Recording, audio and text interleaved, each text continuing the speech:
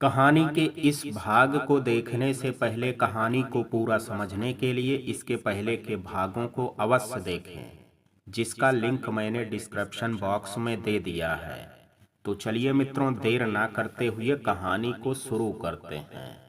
मैं जल्द ही घर पहुंच गई और मैंने तुरंत अपने भाई बिल्लू को और कुछ सामान साथ में लिया और हमेशा के लिए वो शहर छोड़ करके यहाँ इस नए शहर आ गई।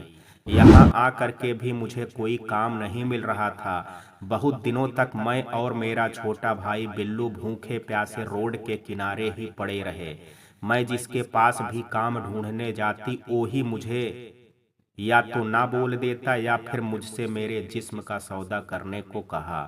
फिर एक दिन मैंने देखा कि रोड में बच्चे फूलों को तोड़ करके उन्हें बेचते हैं और ये शहरी लोग अच्छे खासे पैसे भी देते हैं इसके।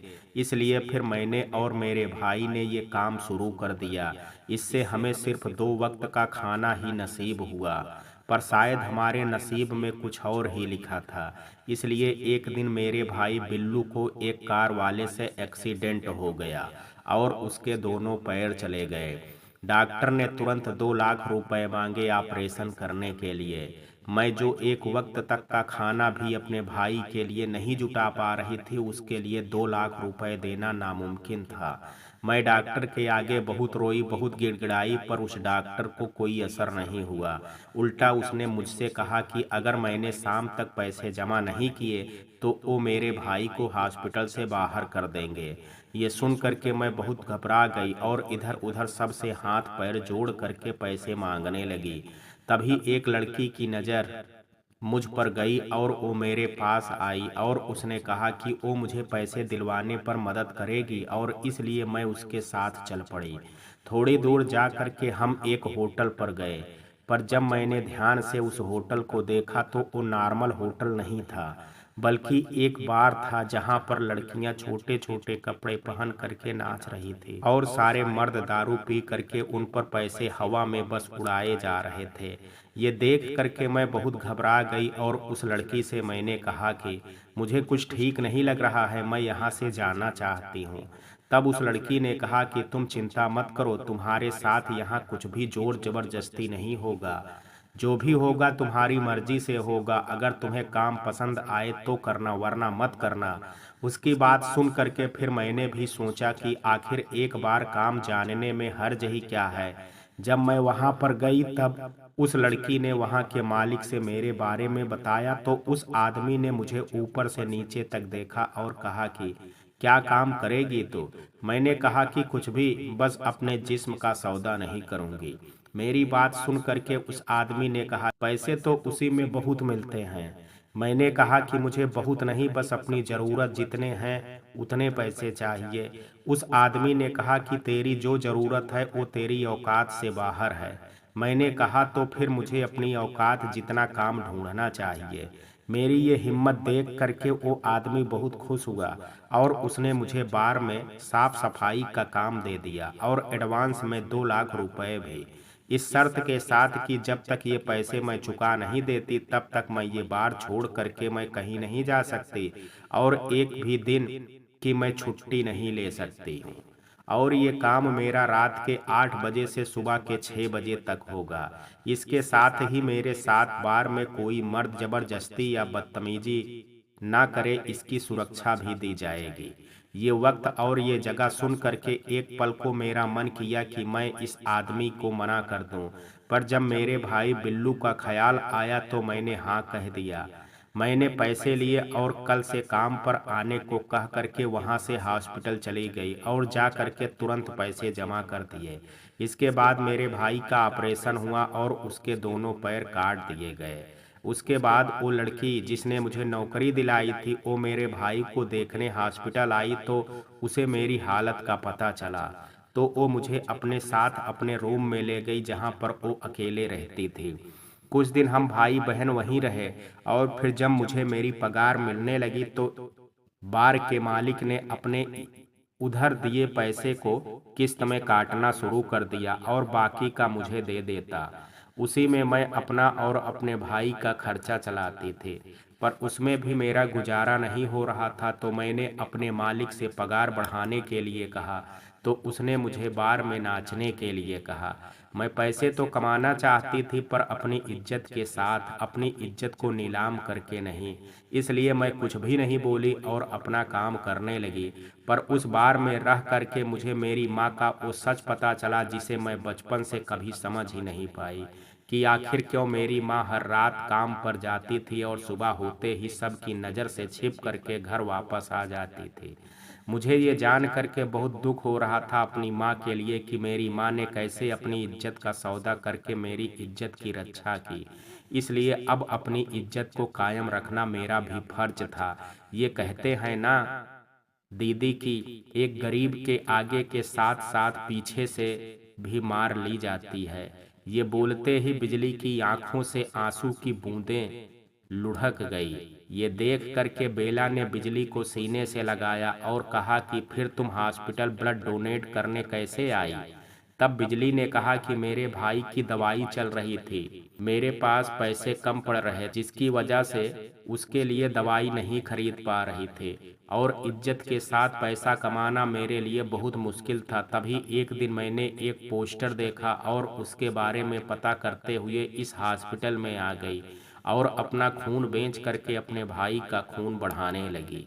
अब दीदी आप ही बोलो, जो पैसे मुझे बार में मिलते थे वो हम दोनों के खाने जितने थे, और अपना खून बेच करके मैं अपने भाई का इलाज करवा रही थी, तो मैं कैसे अपने लिए काजू बादाम खाती?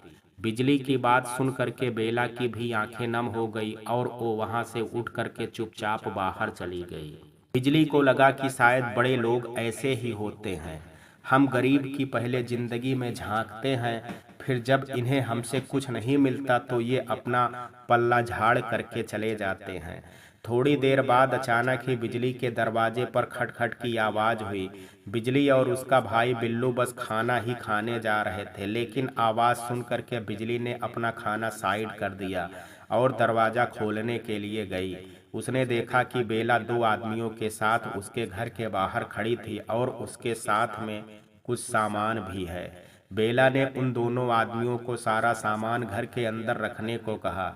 बिजली को ये सब समझ नहीं आया और उसने बेला से बार बार पूछा कि ये सब क्या हो रहा है, पर बेला ने बिजली को उसके किसी भी सवाल का कोई जवाब नहीं दिया।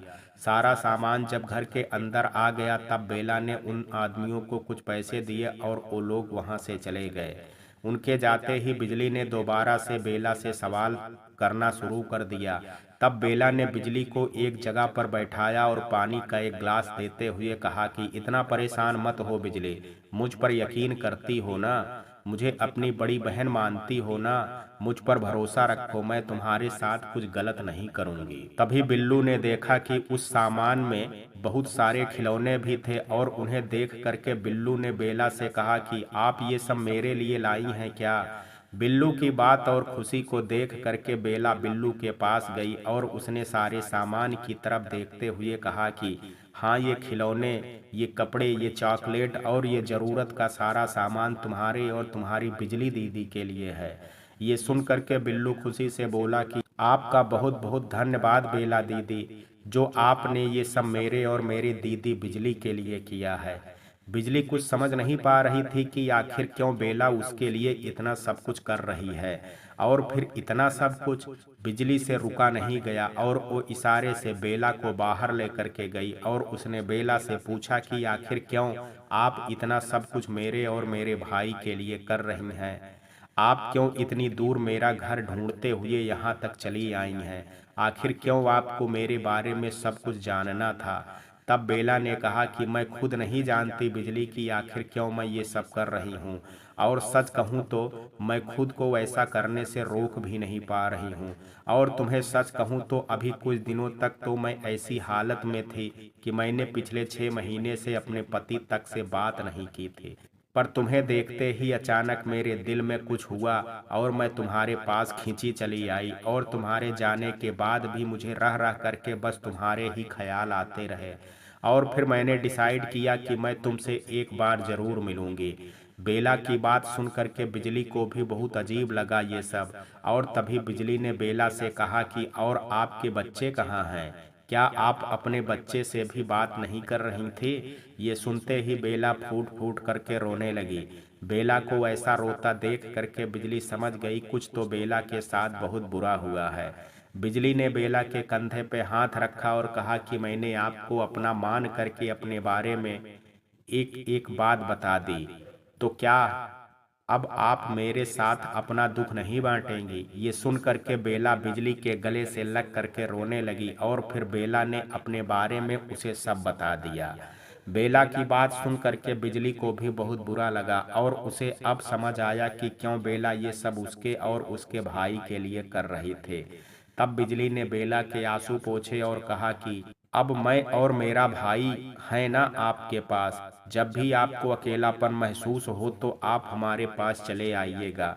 बिजली की बात सुन करके बेला के भी चेहरे पे स्माइल आ गई।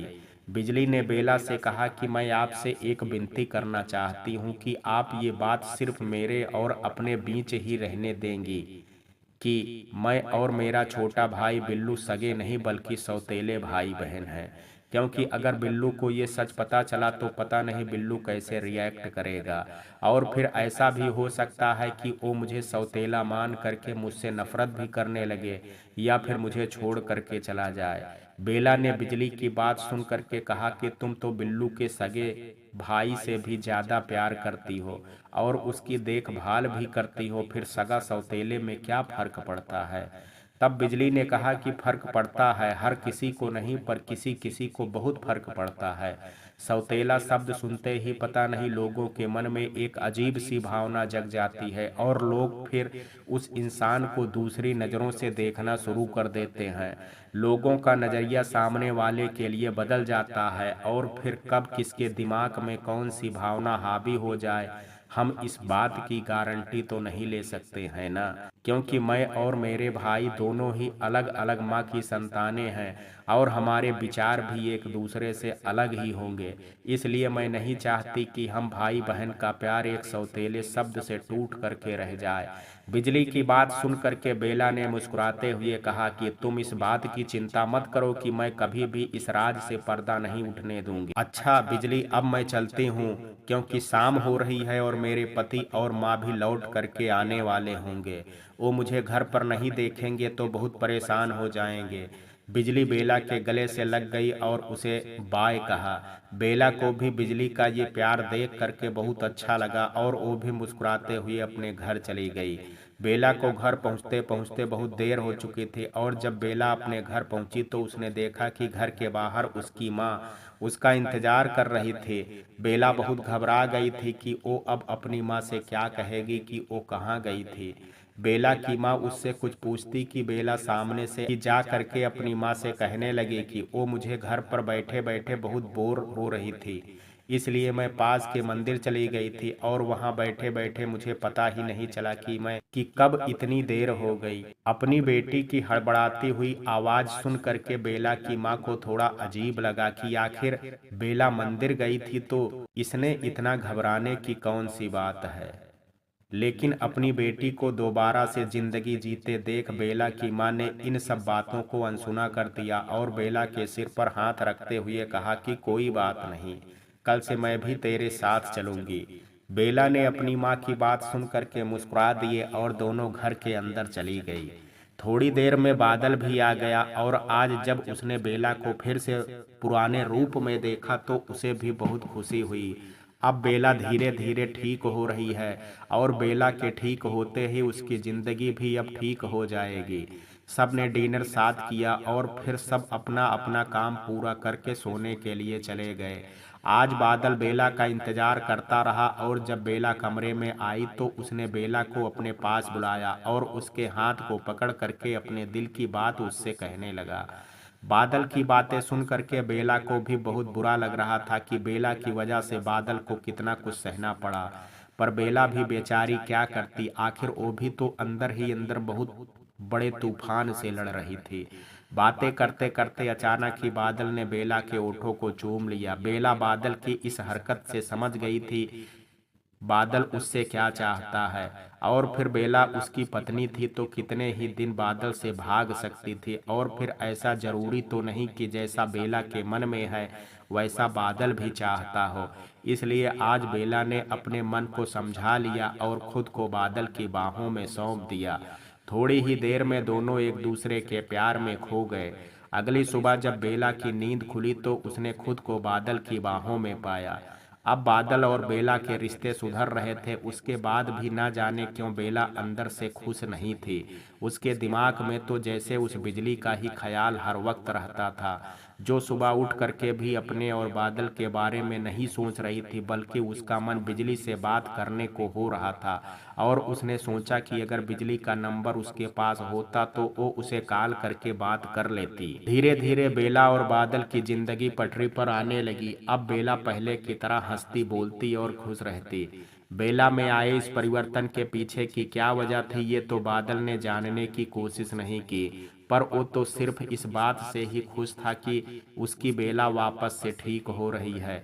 एक दो बार बेला की मां ने बादल के डॉक्टर दोस्त से बेला की इस बदलाव के पीछे का कारण जानने की भी कोशिश की, तो उसने भी यही बोला कि बेला भाभी इतना जल्दी और खुद से ठीक हो जाएंगी इसकी उम्मीद तो मैंने भी नहीं की थी। पर उनको देख करके ऐसा लगता है जैसे उन्हें जिंदगी जीने की फिर से वजह मिल गई हो।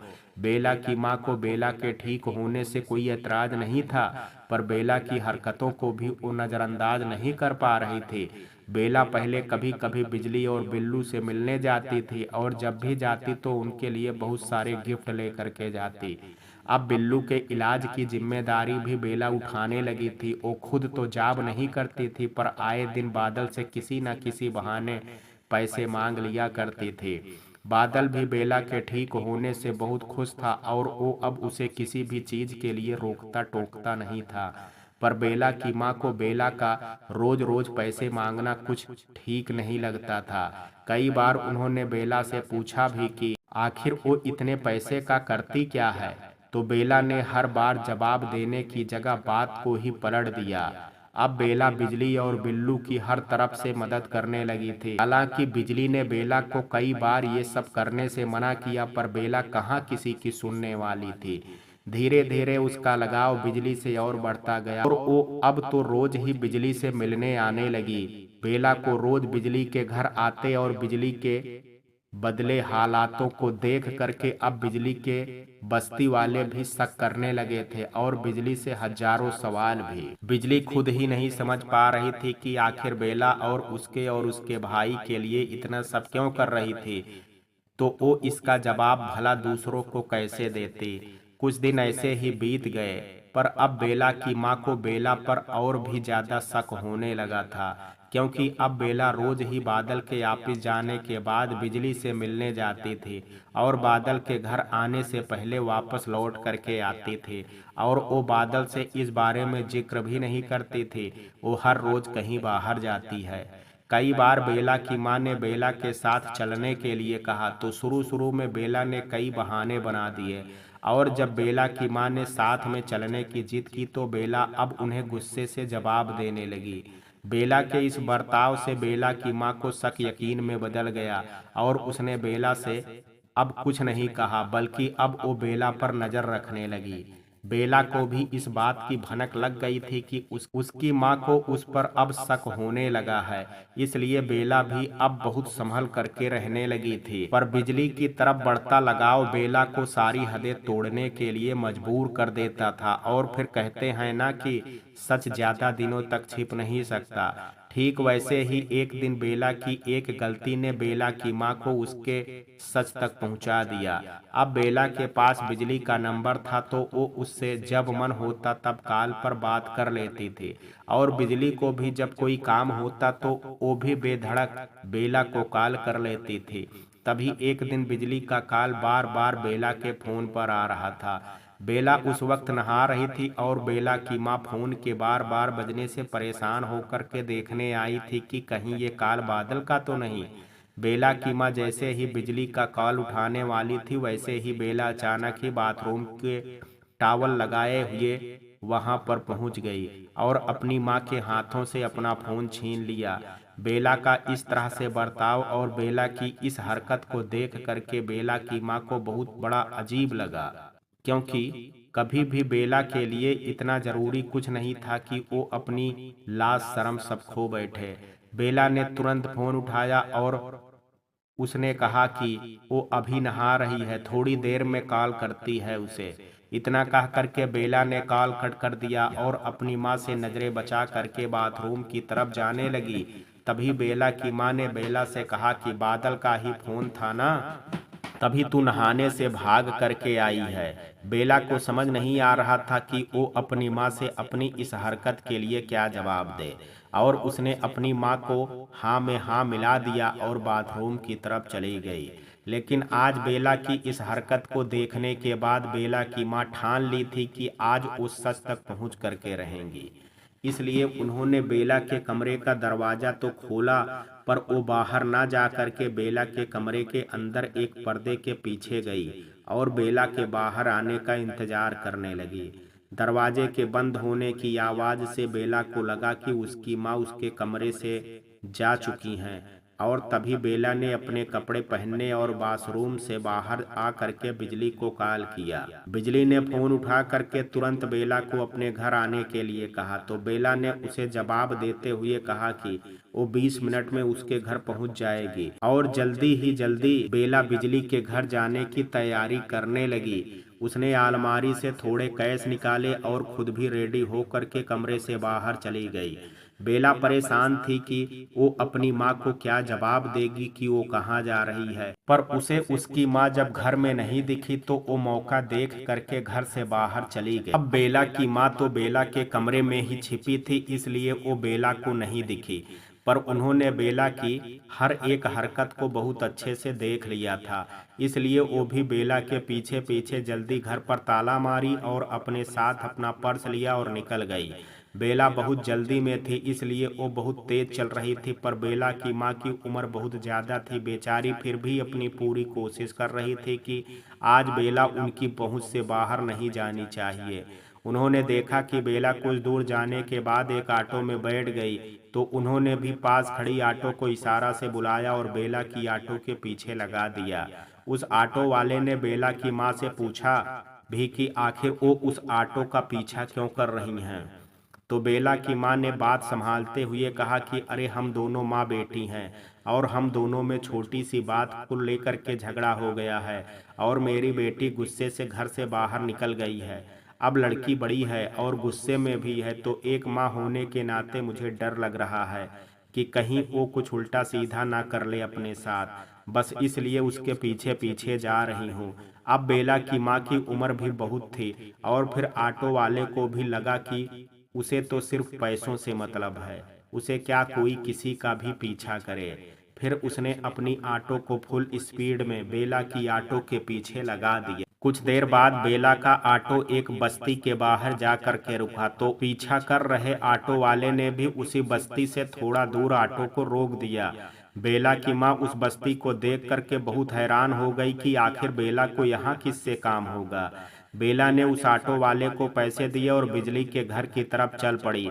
बेला की माँ ने भी अपने ऑटो वाले को पैसे दिए और धीरे धीरे बेला का पीछा करने लगी। थोड़ी देर बाद बेला एक टीन से बने कमरे में अंदर घुस गई, और बेला की माँ उस टीन के दरवाजे के पीछे से अंदर की तरफ झांकने लगी। तभी उन्होंने देखा कि उसके अंदर उनकी बेटी बेला और एक छोटा अपाहिज बच्चा और एक कम उम्र की लड़की थी, और बेला उन दोनों को बहुत ही प्यार से गले लगा रही थी, और दोनों भी बेला के साथ बहुत खुश नजर आ रहे थे। बिजली ने बेला को कॉल करके इसलिए बुलाया था क्योंकि आज बिल्लू का जन्मदिन था, और बेला को इस बारे में कोई जानकारी नहीं थी। और जिस तरह से बेला और बिजली के रिश्ते हो गए थे, तो वो दोनों ही अपने हर गम और खुशी एक दूसरे के साथ बांटती थी। ये सब देख करके बेला की माँ को बहुत अजीब लग रहा था। उन्होंने मन में सोचा कि आखिर ये लोग कौन हैं जिनसे मिलने के लिए बेला यहाँ बस्ती तक आ गई, और इन लोगों को तो मैं भी नहीं जानती। ये बेला कब से मिले? आखिर मेरी बेटी बेला की जिंदगी में चल क्या रहा है? कहीं मेरी बेटी किसी मुसीबत में नहीं पड़ने वाली है? बेला की माँ ने चुपचाप वहां थोड़ी देर और खड़े रह करके ये सब देखा, और फिर जैसे ही वो जाने लगी तभी उसने देखा कि बेला ने जो कैश लाया था वो उसने बिजली के हाथों में दे दिया। ये देख करके बेला की माँ को बहुत अजीब लगा कि आखिर इतने सारे पैसे बेला ने उस लड़की को क्यों दिए। कहीं ये लोग मेरी बेला का फायदा तो नहीं उठा रहे हैं। बेला की माँ के मन में हजारों सवाल उमड़ रहे थे, पर उनका जवाब सिर्फ बेला के पास था। बेला की माँ वहां से चुपचाप घर के लिए निकल गई और पूरे रास्ते बस यही सोचती रही कि आखिर ये सब चल क्या रहा है। बेला की माँ घर पहुंच गई थी और अब बड़ी बेसब्री से बेला के घर लौट करके आने का इंतजार कर रही थी। बेला भी जल्दी ही बिजली के घर से आ गई थी, क्योंकि आज जो उसने अपनी माँ के साथ हरकत की थी उसके बाद बेला को बहुत अजीब लग रहा था। और फिर वो अपनी माँ को बिना बताए घर से बाहर गई थी, इसलिए जल्दी ही बेला भी घर वापस लौट गई। कुछ देर में बेला घर पहुंच गई और बेला ने जैसे ही घर में कदम रखा तो उसने देखा कि उसकी माँ उसका बड़ी बेसब्री से इंतजार कर रही थी। बेला को इस बात की भनक नहीं थी कि उसकी माँ को उसके राज का आधा सच पता चल चुका है और वो उसी सिलसिले में बेला से बात करना चाहती थी। लेकिन बेला को लगा कि वो बिना बताए घर से बाहर चली गई थी, इसलिए उसकी माँ उसका इंतजार कर रही थी। आज भी बेला की माँ कुछ बोलती कि उससे पहले ही बेला ने अपनी माँ से कहा कि वो आज बादल एक बहुत जरूरी फाइल भूल गया था ऑफिस में, और इसी वजह से उसने मुझे कॉल भी किया था और बस मैं उसे वही फाइल देने के लिए गई थी। इतना कह करके बेला अपने कमरे की तरफ जाने लगी कि तभी उसकी माँ ने उसका हाथ पकड़ा और कहा कि आज तुम उस बस्ती में क्यों गई थी, और वो दोनों कौन हैं जिनसे तुम हमसे छिप छिप करके मिलती हो। उस छोटे से लड़के और उस लड़की से तुम्हारा क्या संबंध है? आखिर क्यों तुम उन्हें चोरी चोरी पैसे देती हो?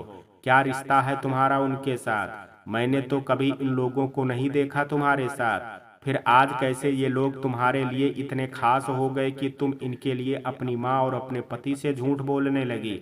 अपनी माँ के मुंह से अपने सच के बारे में सुन करके बेला की आंखें फटी की फटी रह गई, और वो समझ ही नहीं पाई कि आखिर माँ को बिल्लू और बिजली के बारे में कैसे पता चला। उसकी हैरानी देख करके उसकी माँ उसके मन में चल रहे सवालों को अच्छे से समझ रही थी, इसलिए उसकी माँ ने उससे कहा कि तुम यही सोच रही हो ना कि मुझे उन लड़कों और लड़की के बारे में ये सब कैसे पता चला। तो आज जब तुमने अपनी बेशर्मी की हद पार की तभी मैंने ठान लिया था कि तुम्हारे इस तरह की हरकत के पीछे जो भी वजह है उसे मैं जान करके रहूंगी। और जब तुम घर से बस्ती जाने के लिए निकली तब मैं भी तुम्हारे पीछे चल पड़ी थी, और वहां जाकर के ही मैंने तुम्हारे ये असली चेहरे को देखा। तो अब बेला मुझसे बिना झूठ बोले अब सच बोलो कि तुम ऐसा क्यों कर रही हो। अगर तुम उन गरीब लोगों की मदद करना चाहती हो तो ये बात तुम मुझे या बादल को बता के भी कर सकती थी, और जहां तक मैं बादल बेटा को जानती हूँ वो तुम्हें कभी इसके लिए मना नहीं करता। पर मैं तुम्हारी माँ हूँ और इसलिए मैं ये अच्छे से समझ सकती हूँ कि तुम्हारा उन लोगों के लिए इतना सब कुछ करने के पीछे उनकी गरीबी दूर करना नहीं, बल्कि तुम्हारे मन में कोई और ही खिचड़ी पक रही है। इसलिए अब ये खेल खत्म करो और मुझे सच बताओ कि तुम्हारे मन में चल क्या रहा है। बेला अब समझ चुकी थी कि वो अब अपनी माँ से झूठ नहीं बोल पाएगी और उसे अब सच बताना ही पड़ेगा। पर क्या होगा जब उसकी माँ को इसके सच का पता चलेगा? तो क्या उसकी माँ उसका साथ देगी या फिर उसे ऐसा करने से रोक लेंगी? बेला हर हाल में अपने मकसद को अंजाम तक ले जाना चाहती थी और वो इसमें किसी का भी दखल नहीं चाहती थी। पर अब उसके सामने अपनी माँ को सच बताने के अलावा और कोई दूसरा रास्ता भी नहीं था, इसलिए वो सोच में पड़ गई कि वो क्या करे। तभी उसकी माँ ने गुस्से से कहा कि बेला, मेरे सब्र का इम्तहान मत लो और मुझे सच बताओ।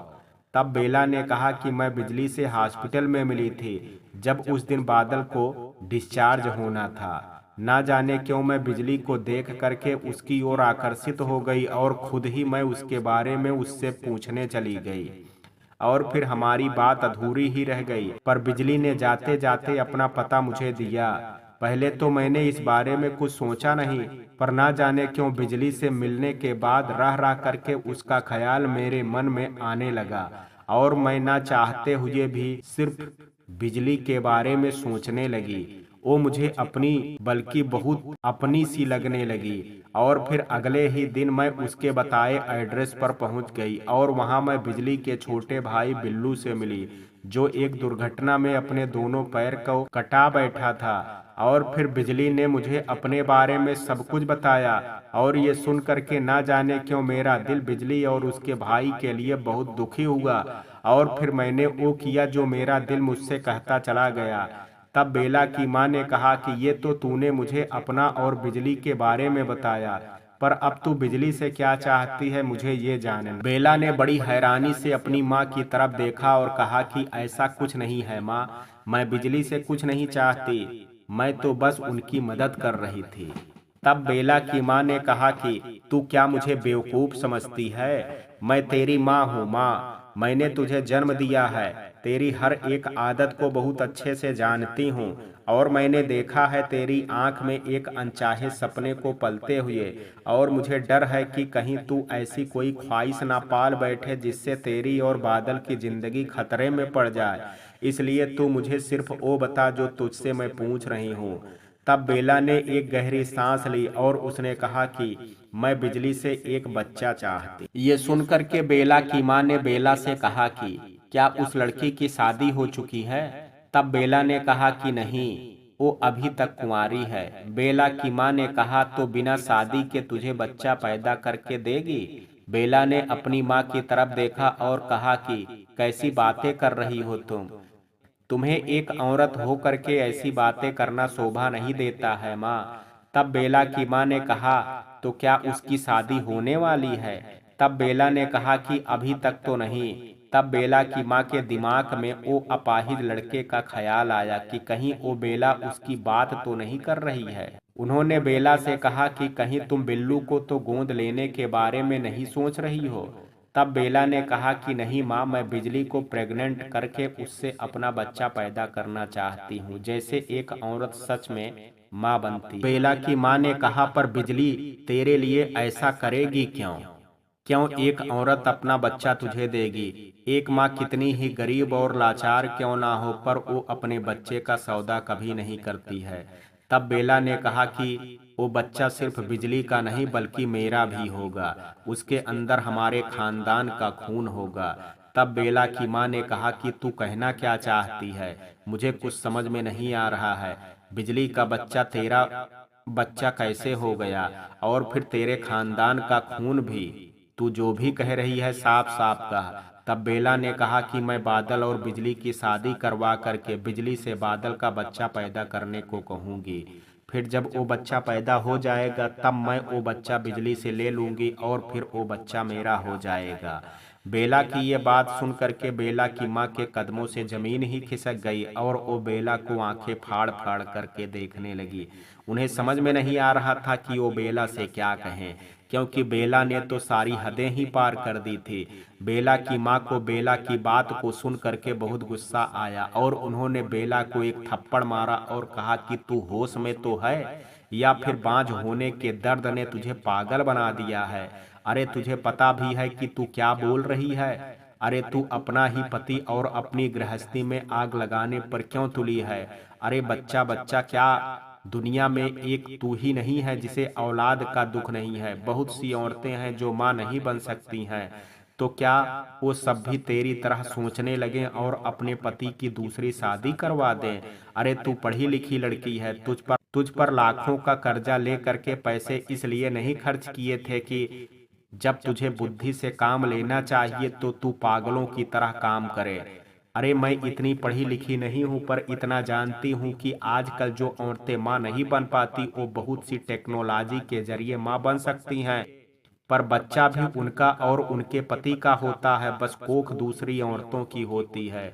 तो तुझे भी अगर माँ बनने का इतना शौक है तो अपने शौक ऐसे पूरे कर, ना कि अपने गृहस्थी को ही उसकी बलि चढ़ा दे।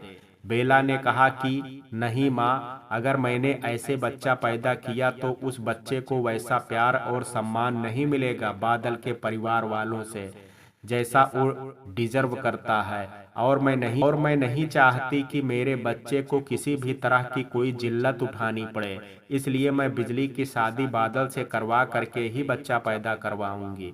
बेला की बात सुनकर के बेला की माँ ने कहा कि तू ये सब क्या बकवास कर रही है। तू माँ बनना चाहती है या फिर बच्चा कैसे पैदा हो रहा है इस बारे में तुझे ज्यादा दिलचस्पी है। बेला ने कहा कि मैं अब आपको ये नहीं समझा सकती, पर मुझे ऐसे ही बच्चा चाहिए। बेला की माँ ने कहा तुझे माँ बनना है, उसके लिए तू एक पत्नी का सौदा कर रही है। अरे तू बच्चे के बदले अपने पति की कुर्बानी दे रही है। अरे तू ऐसा सोच भी कैसे सकती है कि बादल इस बात के लिए मानेगा, और वो लड़की, क्या वो लड़की इन सब के लिए मानेगी। बेला ने कहा कि मुझे ये सब तो नहीं पता, पर मैं जरूर इसके लिए सबको मना लूंगी। पर माँ आपको इसके लिए मेरा साथ देना होगा। बोलिए, आप देंगी ना मेरा साथ। बेला की माँ ने कहा कि हाँ, मैं तेरा साथ जरूर दूंगी, लेकिन तब जब तू अपने गृहस्थ जीवन को और मजबूत करने की कोशिश करती, ना कि उसे तोड़ने की। और तू कैसे कह सकती है कि उस लड़की से बादल की शादी हो जाने पर बच्चा पैदा हो जाएगा। अरे तुम लोगों ने अभी तक अपना मेडिकल चेकअप नहीं करवाया है, तो फिर तू अपनी शादी को लेकर के इतना बड़ा जोखिम कैसे ले सकती है। अपनी माँ की बातें सुन करके बेला की आंखों से आंसू गिर गए और उसने कहा कि मैं कभी माँ नहीं बन सकती। माँ, यही सच है। बेला की बात सुन करके बेला की माँ बड़ी हैरान हो गई और उन्होंने बेला से कहा कि तू इतने यकीन से कैसे कह सकती है बेला। तब बेला ने कहा कि जब मेरे मन में बिजली से बच्चा पैदा करने की इच्छा जागी, तब मेरे मन में भी यही सवाल आया था। इसलिए मैंने चुपचाप जा करके बादल के डॉक्टर दोस्त से अपना मेडिकल चेकअप करवाया और उसे भी अपनी बातों में ले लिया, बिना बादल को बताए उसका मेडिकल चेकअप करवाया। तब रिपोर्ट में पता चला कि बादल पिता बन सकता है और मैं कभी भी माँ नहीं बन सकती। इतना कह करके बेला जोर जोर से रोने लगी। उसका ये दुख देख करके बेला की माँ को बहुत बुरा लगा और वो बेला को अपने सीने से लगा करके उसे शांत करवाने लगी। थोड़ी देर बाद जब बेला ने अपने आंसुओं को काबू में किया, तब बेला की माँ ने पूछा, तो फिर वो लड़की माँ बन सकती है, इसका क्या सबूत है। बेला ने कहा कि वो लड़की साल भर से हॉस्पिटल को ब्लड डोनेट कर रही थी, और आपको पता है जब मैंने अपनी जान लेने की कोशिश की थी, तब इस लड़की ने ही मुझे अपना खून दिया था। इसका और मेरा ब्लड ग्रुप सेम ही है माँ। सोचो, ये इत्तेफाक तो नहीं हो सकता है ना माँ। बेला की माँ ने कहा, पर तुझे ये बात कैसे पता कि बिजली ही वो लड़की है जिसने तुझे खून दिया। तब बेला ने कहा कि मुझे उसका भी मेडिकल चेकअप करवाना था, इसलिए एक दिन उसे बहुत तेज का बुखार था और मैंने सोचा यही मौका है, तो मैं उसे लेकर के बादल के डॉक्टर दोस्त के पास गई और मैंने उससे ये सब करने के लिए बहुत रिक्वेस्ट की, लेकिन उसने पहले तो उसने मना कर दिया, पर जब उसने मेरा रोना और गिड़गिड़ाना देखा तो उससे ये सब देखा नहीं गया और उसने मेरी बात मान ली। फिर जब उसका ब्लड लेने के लिए एक नर्स आई, तब उसने बताया कि ये वही लड़की है जो उस दिन जल्दी में थी और जिसका खून मुझे चढ़ाया गया था। ये भगवान का एक और इशारा था कि मुझे ये बात पता चले कि अब मेरे और बिजली के शरीर में एक ही खून बह रहा है। मतलब कि बिजली से होने वाला बच्चा भी मेरा अपना ही होगा। और फिर जब रिपोर्ट आई तो उसमें साफ लिखा था कि बिजली माँ बन सकती है। और इस तरह एक के बाद एक मुझे भगवान के इशारे मिलते गए और मैं इस निर्णय तक पहुंच गई। और फिर माँ, मैं भी बादल से बहुत प्यार करती हूँ और ये सब मैं सिर्फ अपने लिए नहीं बल्कि बादल के लिए भी कर रही हूँ, क्योंकि कमी उनमें नहीं बल्कि मुझ में है। तो फिर मैं उन्हें उनकी खुशी क्यों ना दूं।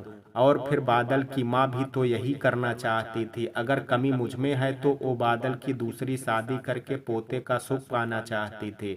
और सोचिए ना माँ कि अगर वो किसी लड़की को पसंद करके उससे बादल की शादी करवाती तो वो औरत बादल को मुझसे दूर कर देती। पर ये बिजली तो मेरी बहन है, मेरी अपनी।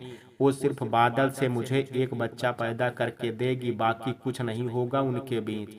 बेला की माँ ने कहा कि ये बात तू कैसे कह सकती है कि इसके आगे और कुछ नहीं होगा उनके बीच। अरे एक आदमी और एक औरत के साथ संबंध ही तब बनते हैं जब उनके बीच प्रेम होता है, और बिना किसी प्रेम के वो दोनों एक दूसरे के करीब क्यों आएंगे। और चल, तेरी बात मान ली मैंने, कि वे दोनों तेरे लिए एक दूसरे के करीब आ भी गए। पर एक बार जब किसी स्त्री के शरीर को एक पुरुष छू लेता है तो स्त्री न चाहते हुए भी उस पुरुष के प्रेम में पड़ ही जाती है। और ऐसा ही अरेंज मैरिज में होता है, क्योंकि जब तेरी और बादल की भी शादी हुई थी तब तुम दोनों कौन सा एक दूसरे से प्रेम करते थे, पर फिर भी तुम्हारे बीच संबंध बने और उसी की वजह से तुम दोनों के बीच प्रेम जागृत हुआ। तो फिर तू कैसे कह सकती है कि जब बादल और बिजली एक दूसरे के करीब आएंगे तो उनके बीच प्रेम जागृत नहीं होगा? क्योंकि एक बार के संबंध में बच्चा होना बहुत मुश्किल, और बार बार एक दूसरे के करीब आने से अगर वो सच में एक दूसरे के करीब ही रहना चाहे तब तू क्या करेगी? कभी सोचा है इस बारे में? और फिर ये मत भूल बेला कि पति पहले अपनी पत्नी को कितना ही ना चाहता हो, पर वो होता एक मर्द ही है, और मर्द की नीयत बदलने में ज्यादा देर नहीं लगती। अगर वो बिजली से पिता बनने का सुख पा गया तो कहीं ऐसा ना हो कि वो तुझे किनारे करके बिजली के साथ ही अपनी नई जिंदगी की शुरुआत करने की सोचे, और फिर उस दिन तेरे पास अफसोस करने के सिवा और कुछ ना रहा। इसलिए अभी भी कह रही हूँ बेला, माँ बनना है तो बन, पर मूर्ख मत बन, वरना एक दिन पछताने के सिवा तेरे पास और कुछ नहीं होगा। ना तेरा पति होगा, ना तेरा ससुराल, ना तेरा मायका, और ना ही वो बच्चा जिसके लिए तू ये सब कर रही है। क्योंकि जब एक औरत माँ बनती है तो अपने बच्चे को 9 महीने अपने कोख में रखती है, और वो औरत चाहे या ना चाहे पर उस औरत का मोह अपने बच्चे के लिए उसके जन्म लेते ही पैदा हो ही जाता है। और अगर यही मोह बिजली के अंदर पैदा हो गया तो तू कुछ नहीं कर पाएगी, कुछ नहीं। अपनी माँ की बातें सुन करके एक पल को बेला भी बहुत घबरा गई, पर माँ बनने की चाह उसके अंदर इतनी बढ़ चुकी थी कि वो इसके लिए अपना सब कुछ दांव पर लगाने के लिए तैयार थी। बेला ने अपनी माँ को समझाने की बहुत कोशिश की, और बेला की माँ ने बेला को, पर किसी का कोई फायदा नहीं हुआ। और फिर लास्ट में बेला की माँ ने बेला से कहा कि अब अगर तूने ये ठान ही लिया है तो मैं इस घर पर अब नहीं रह सकती हूँ, क्योंकि तू औलाद के मोह में इतनी पागल हो सकती है कि तू उसके लिए गलत कदम उठा सकती है, पर मैं अपनी औलाद के मोह में इतनी अंधी नहीं हुई हूँ कि मैं गलत करूँ या फिर गलत का साथ दूँ। इसलिए मैं बादल से कह करके कल ही अपने जाने का टिकट करवा रही हूँ, और तुझे अभी भी कह रही हूँ कि तू अपने निर्णय के बारे में एक बार सोच ले, क्योंकि एक बार अगर ये वक्त निकल गया तो फिर तू चाह करके भी कुछ नहीं कर पाएगी। इतना कह करके बेला की माँ अपने कमरे में चली गई, और बेला वहीं पर बैठे बैठे रोने लगी। कुछ देर बाद बादल भी घर आ गया था, पर बेला और उसकी माँ ने ऐसा बर्ताव किया बादल के सामने जैसे कि कुछ हुआ ही नहीं है उन दोनों के बीच में। सबके साथ में डिनर किया और सब सोने के लिए चले गए। बादल आज बहुत थका था, इसलिए वो बिस्तर पर लेटते ही सो गया, पर बगल में लेटी बेला की आंखों से नींद कोसों दूर थी, और उसके साथ ही बेला की माँ बहुत चिंतित थी कि कैसे उनकी बेटी अपने हंसते खेलते जीवन को बर्बाद करने में लगी है। अगली सुबह जब बादल नाश्ता कर रहा था तब बेला की माँ उसके पास आई और घर वापस जाने की बात करने लगी। तब बादल बहुत हैरान हो गया और उसने बेला की माँ से वापस जाने का कारण पूछा, तो उन्होंने बात बनाते हुए कहा कि वैसे तो हमारे समाज में बेटी के घर का पानी भी नहीं पीते हैं, पर अब हालत कुछ ऐसे थे कि मुझे यहाँ रुकना पड़ा। पर बेटा अब बहुत दिन हो गए हैं और अब मुझे भी अपने घर जाने की जरूरत है। और फिर अब बेला ठीक हो चुकी है और अब वो अपना सही और गलत अच्छे से जानती है। ये बात बेला की माँ ने बेला की तरफ गुस्से से देख करके कहा, इसलिए बेटा अब मुझे जाना चाहिए, तो तुम मेरे वापस जाने का टिकट करवा दो जिससे अब मुझे जाने में देर ना हो। बादल ने कहा, ठीक है माँ, आप परेशान मत हो, मैं आज शाम की ही आपकी टिकट करा देता हूँ, और अगर आपकी तबीयत ठीक ना हो तो मैं आपको चल करके छोड़ देता हूँ। बेला की माँ ने बोला कि नहीं, अब आप अपना सारा समय अपने काम और बेला पर दीजिए, मैं अकेले चली जाऊंगी। तभी बादल ने कहा कि ठीक है, अगर आप मुझे अपने साथ नहीं ले जाना चाहती तो कम से कम अपनी बेटी को अपने साथ ले जाइए, वो अपने घर भी हो आएगी और उसका मन भी थोड़ा बहल जाएगा। बेला की माँ ने बादल से कहा कि नहीं बेटा, अब बेला को अपने मायके से ज्यादा यहाँ रुकने की जरूरत है। बादल अपनी सास की बात को समझ नहीं पाई, पर बेला अपनी माँ की बातों को बहुत अच्छे से समझ गई थी। बादल नाश्ता करके ऑफिस के लिए निकल गया और बेला की माँ भी अब अपनी पैकिंग करने में लग गई। आज बेला बिजली से मिलने उसके घर नहीं गई थी, क्योंकि अपनी माँ को खुद से ऐसे नाराज हो करके जाना उसे अच्छा नहीं लग रहा था। बेला के मन में एक अजीब सी उलझन थी कि एक तरफ उसके अपने थे और एक तरफ उसकी खुशियां एक बांझ बहू से एक माँ बनने की। बेला का मन बहुत दुखी था, वो समझ नहीं पा रही थी कि वो क्या करे। एक तरफ उसकी माँ बनने की खुशी थी तो दूसरी तरफ उसकी माँ उससे दुखी होकर के जा रही थी। बेला ने बहुत सोचा, पर वो अपने मोह से हर बार ही हार रही थी। बेला अपनी माँ के पास गई और उसे अपनी माँ से कहा कि माँ, आप तो एक माँ है ना, फिर आप मेरे मन की पीड़ा क्यों नहीं समझ रही हैं? क्यों आपको मेरा फैसला गलत लग रहा है? क्यों आप मेरा साथ देने की जगह पर मेरा साथ छोड़ करके जाना चाहती हैं? एक बार बस मेरी जगह पर खुद को रख करके देखिए तो आपको समझ में आएगा कि ये फैसला लेना मेरे लिए भी इतना आसान नहीं है। बेला की माँ चुपचाप बेला की बातों को सुनती रही और अपनी पैकिंग करती रही। थोड़ी देर बाद बादल ऊपर आया और उसने बेला की माँ को अपने साथ चलने के लिए कहा। बेला की माँ तो बादल के साथ जाने भी लगी थी कि तभी बेला ने बादल से कहा कि उसे माँ से कुछ जरूरी बात करनी है, इसलिए वो बाहर माँ का इंतजार करे। बादल को भी लगा कि शायद बेला को अपनी माँ के जाने का दुख हो रहा होगा, इसलिए माँ बेटी को कुछ समय और दे देना चाहिए। बादल भी बाहर गाड़ी में बैठ करके बेला की माँ का इंतजार करने लगा। तभी बेला ने अपनी माँ का हाथ पकड़ा और कहा कि आपको क्या हो गया है माँ? आप मुझसे बात क्यों नहीं कर रही हैं? आप मेरे किसी भी सवाल का जवाब क्यों नहीं दे रही हैं? ऐसा भी कौन सा पाप कर दिया मैंने जो आप मुझसे इतनी नाराज हो गई हैं? बोलो ना माँ। तब बेला की माँ ने अपना हाथ बेला के हाथों से छुड़ाया और बाहर की तरफ जाने लगी, पर जाने से पहले उन्होंने बेला से कहा कि मैं इस बात को बहुत अच्छे से समझ गई हूँ कि तू औलाद मोह में पूरी तरह से फंस चुकी है, और अब मैं तुझे लाख समझा लूँ, पर जब तक तू खुद ठोकर नहीं खाएगी तब तक तेरी अकल ठिकाने नहीं आएगी। और इतना कह करके बेला की माँ गाड़ी में जा करके बैठ गई। बादल ने गाड़ी स्टार्ट कर दी और वो दोनों चले गए और बेला अपनी नजरों से अपनी माँ को दूर होता हुआ देखती रही। अंदर वापस आ करके बेला सोफे पर बैठ गई और सोचने लगी कि क्या उसकी माँ ने जो कहा वो सच है क्या?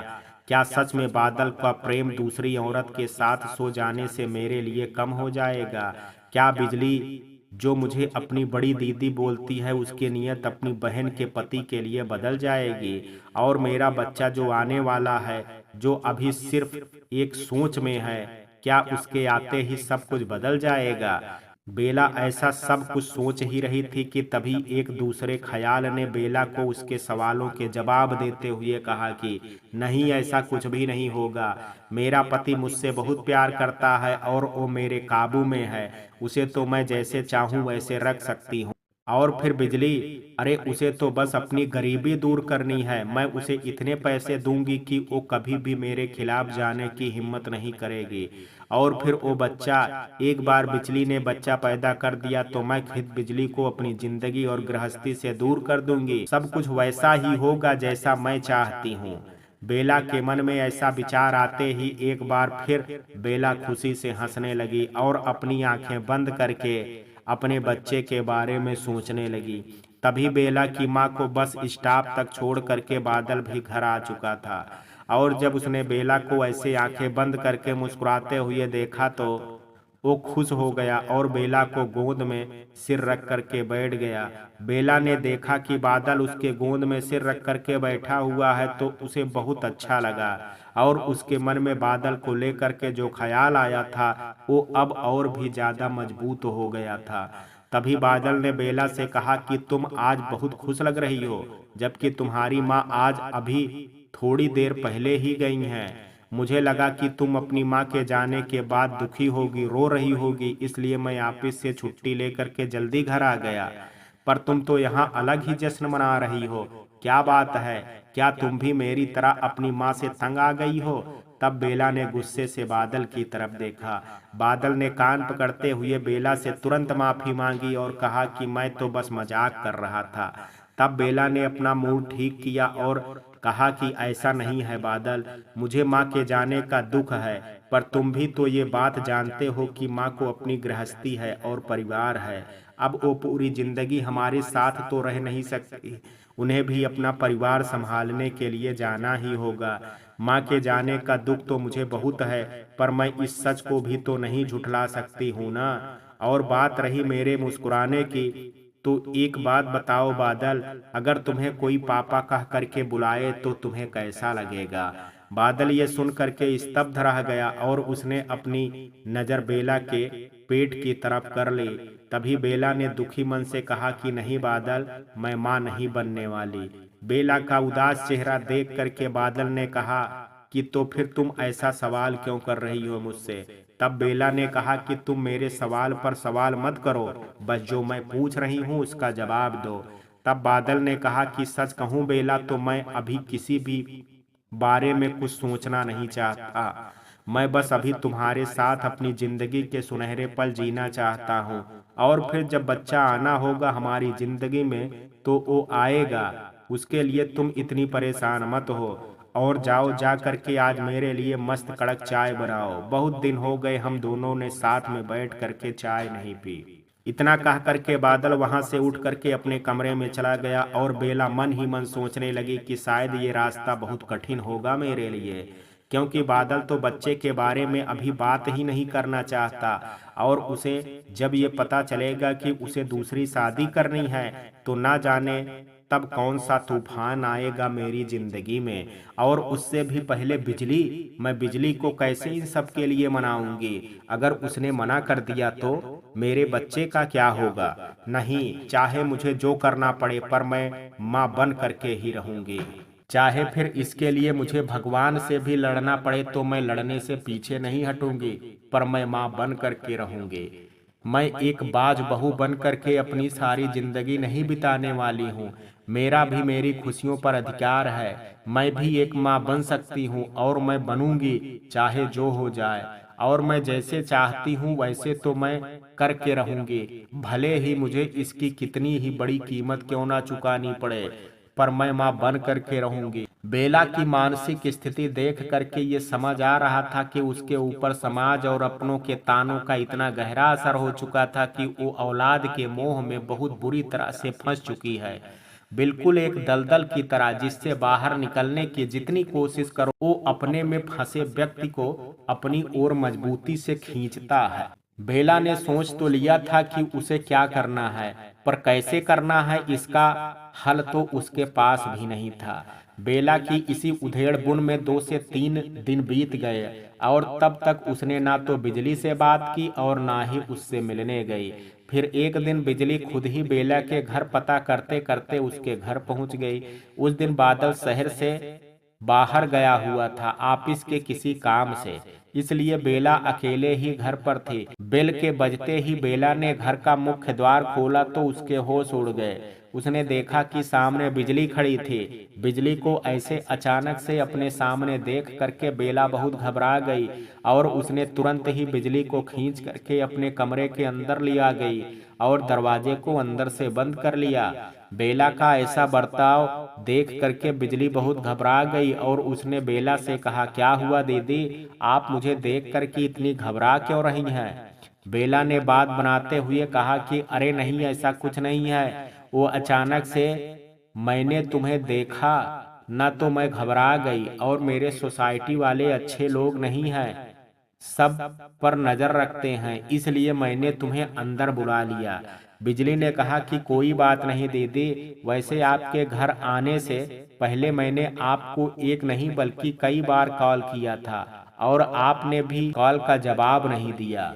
मैं और बिल्लू तो बहुत घबरा गए थे कि कहीं आपको कुछ हो तो नहीं गया, और आज फिर मैंने भी ठान लिया था कि आपका हाल चाल जान करके ही दम लूंगी, इसलिए मैं यहाँ चली आई। मैंने ठीक तो किया ना दीदी? बेला ने मुस्कुराते हुए कहा कि हाँ हाँ बिल्कुल ठीक किया तुमने। और वैसे भी मैं तुम्हें और बिल्लू को अपने घर इनवाइट ही करने वाली थी, अपनी शादी की सालगिरह पर। ये सुन करके बिजली खुश होते हुए बोली, सच्ची दीदी? तो कब है आपकी शादी की सालगिरह? बेला ने कहा कि बस अगले महीने ही है, और बस उसी की तैयारियों में बिजी थी और तुम लोगों को वक्त नहीं दे पाई। तब बिजली ने कहा कि दीदी आपके घर में तो कोई नहीं दिख रहा है, आपके हस्बैंड नहीं हैं क्या घर पर? बेला ने कहा कि वो ऑफिस के काम से बाहर गए हैं, रात तक आएंगे। तभी बिजली की नजर दीवार पर लगी बेला और बादल की फोटो पर गई और वो भाग करके उन्हें बड़े ही गौर से देखने लगी। और उसने बेला से कहा, कुछ भी कहो दीदी, पति आपको बहुत ही कमाल के होते हैं, एकदम हीरो लगते हैं। और इनका चेहरा तो देखो, किसी को भी इनसे प्यार हो जाए। ये सुन करके ना जाने क्यों बेला को एक अजीब सी जलन हुई और वो बिजली के सामने आ करके खड़ी हो गई और उसने कहा कि पर इनको सिर्फ मुझसे प्यार है, सिर्फ मुझसे। बेला की उस बात से बिजली की एक जलन की भावना महसूस हुई और उसने बात संभालते हुए कहा कि अरे मैं तो बस मजाक कर रही थी, ये तो मेरे भैया जैसे हैं। तभी बेला ने बिजली को जोर से डांट दिया और कहा कि ये भैया नहीं है तुम्हारे, और ना ही तुम कभी ऐसा रिश्ता इनके साथ सोचना। ये सुनकर के बिजली को बहुत अजीब लगा कि मैंने तो सिर्फ भैया ही कहा, और हर औरत यही चाहेगी कि कोई भी दूसरी लड़की उसके पति को भैया कह करके पुकारे, पर मेरे भैया कहने से इन्हें क्या हो गया? बिजली ने कहा कि मुझे कुछ समझ में नहीं आया दीदी, मैंने जब आपके पति की तारीफ की तब भी आप गुस्सा हो गई, और मैंने जब उन्हें भैया कहा तब भी आप गुस्सा हो गई हैं। आखिर मैं आपके पति को क्या कहूँ? बिजली ने मन में सोचा कि अरे ये मैं क्या कर रही हूँ बिजली के साथ। जब मैं अपने पति की शादी बिजली से करना चाहती हूँ तो मेरे लिए अच्छा है कि बिजली को बादल पसंद आना चाहिए, और मैं अपने पति की तारीफ सुन करके उससे जल रही हूँ। ये सब कुछ नहीं, मेरी माँ की बातों का मुझ पर असर हो रहा है। मुझे इन सब से खुद को दूर रखना होगा, वरना मैं अपने मकसद में कभी कामयाब नहीं हो पाऊंगी। बेला ने तुरंत बिजली से कहा कि अरे नहीं बिजली, ऐसा नहीं है। अब तुम मुझे अपनी बड़ी बहन मानती हो और मुझे दीदी कहती हो, है ना? तो फिर मेरे हस्बैंड तुम्हारे भैया कैसे हुए? वो तो तुम्हारे जीजा जी हुए, और तुम उनकी साली। तभी बिजली ने हंसते हुए कहा कि आधी घरवाली भी। ये सुनकर के बेला ने मन में सोचा कि मैं तुम्हें उनकी पूरी बनाना चाहती हूँ। बेला को खुद से ऐसा सोचता देख करके बिजली को ऐसा लगा कि उसने फिर भी कुछ गलत बोल दिया, और शायद इसी के बारे में बेला दीदी सोच रही हैं। उसने तुरंत बेला से कहा कि दीदी मैं मजाक कर रही थी और कुछ भी नहीं। तभी बेला ने अपना ध्यान अपने ख्यालों में से बाहर लाया और कहा कि नहीं, मैं इस बारे में नहीं सोच रही हूँ। तब बिजली ने कहा, तो फिर आप किस बारे में सोच रही हैं? तब बेला ने कहा कि बिजली, अच्छा तुम मुझे एक बात बताओ, अगर तुम्हें शादी करना हो तो तुम किस तरह के लड़के से करना चाहोगी? बिजली बेला की बात सुन करके हैरान रह गई और उसने बेला से कहा कि आप आज अचानक से ऐसा सवाल क्यों कर रही हैं मुझसे? बेला ने कहा कि बस ऐसे ही मन में आ गया, मेरे तो पूछ लिया, पर अगर तुम्हें बुरा लग रहा हो तो मुझे माफ करना। तब बिजली ने कहा कि अरे नहीं दीदी, आपने कुछ गलत नहीं पूछा, और सच कहूँ तो मैं भी अब अपना घर बसाना चाहती हूँ, बच्चे पैदा करना चाहती हूँ और अपने हस्बैंड के साथ पूरी दुनिया घूमना चाहती हूँ। पर इतना कह करके बिजली खामोश हो गई। तब बेला ने बड़ी हैरानी से कहा कि पर क्या बिजली? तब बिजली ने कहा कि एक तो मैं इतनी गरीब की बिना दहेज के मुझसे कोई शादी करेगा नहीं, और फिर मैं ठहरी एक बार में काम करने वाली, जो भी इस बारे में सुनेगा वो उल्टे पैर ही दौड़ जाएगा। और फिर मेरे ऊपर सबसे बड़ी जिम्मेदारी है मेरे भाई बिल्लू की, क्योंकि वो दोनों पैरों से ही अपाहिज है और उसका मेरे सिवा इस दुनिया में और कोई नहीं है, और मुझे उसे अपने साथ अपने साए की तरह रखना पड़ेगा। और ऐसा जरूरी तो नहीं है ना दीदी कि मेरा पति भी बिल्लू को उसी नज़र से देखे जिस नज़र से मैं देखती हूँ, या फिर वो इसके लिए मना भी कर सकता है, और मेरे पास इतने पैसे भी नहीं हैं कि मैं बिल्लू की नकली पैर लगवा सकूं जिससे वो अपना जीवन यापन कर सके या फिर अपने काम खुद कर सके।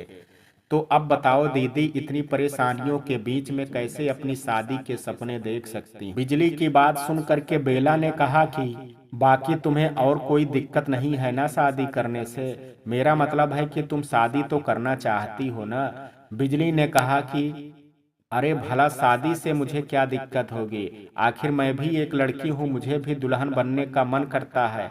मैं भी चाहती हूँ कि मेरा दूल्हा घोड़े पर सवार हो करके आए और मुझे अपने साथ ले जाए।